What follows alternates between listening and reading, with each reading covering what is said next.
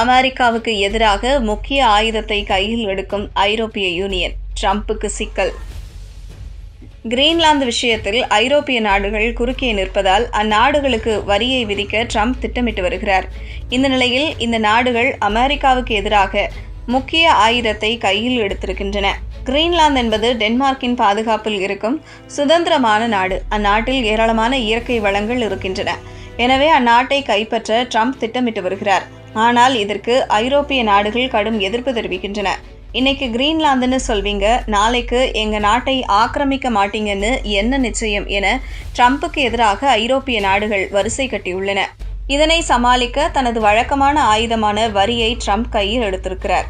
ஐரோப்பிய நாடுகளின் பொருட்கள் மீது பிப்ரவரி 1 முதல் 10% சுங்க வரி விதிப்பதாக அவர் அறிவித்தார்.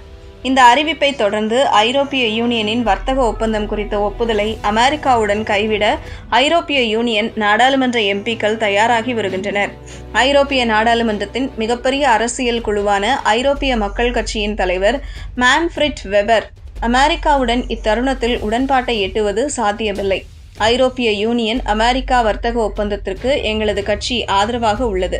ஆனால் கிரீன்லாந்து தொடர்பான டொனால்டு ட்ரம்பின் அச்சுறுத்தல்களை கருத்தில் கொண்டு இத்தருணத்தில் இதற்கு ஒப்புதல் அளிப்பது இயலாது. மேலும் அமெரிக்க பொருட்களின் மீதான வரிகளை குறைப்பதற்கான ஐரோப்பிய ஒன்றியத்தின் ஒப்பந்தம் நிறுத்தி வைக்கப்பட வேண்டும் என கூறியுள்ளார்.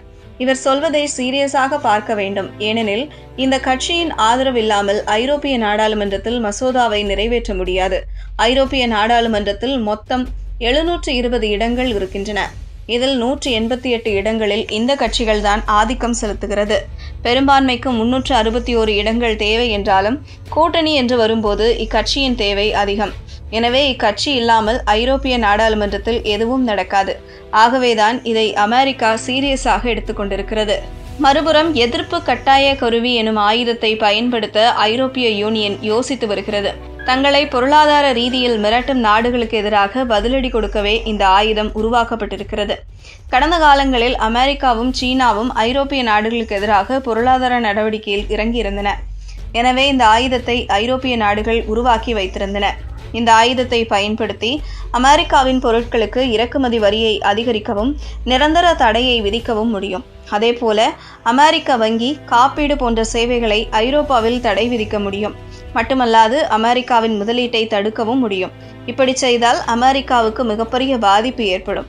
Apple, Microsoft, Google, Amazon, meta போன்றவற்றை இந்த ஏசிஐ ஆயுதம் நேரடியாக தாக்கும். இது மட்டும் நடந்தால் உலக வர்த்தக போர் தொடங்கிவிட்டது என்று அர்த்தம். எனவே கிரீன்லாந்து விஷயத்தில் ட்ரம்ப் நிதானமாக மூவ் செய்ய தொடங்கியுள்ளார்.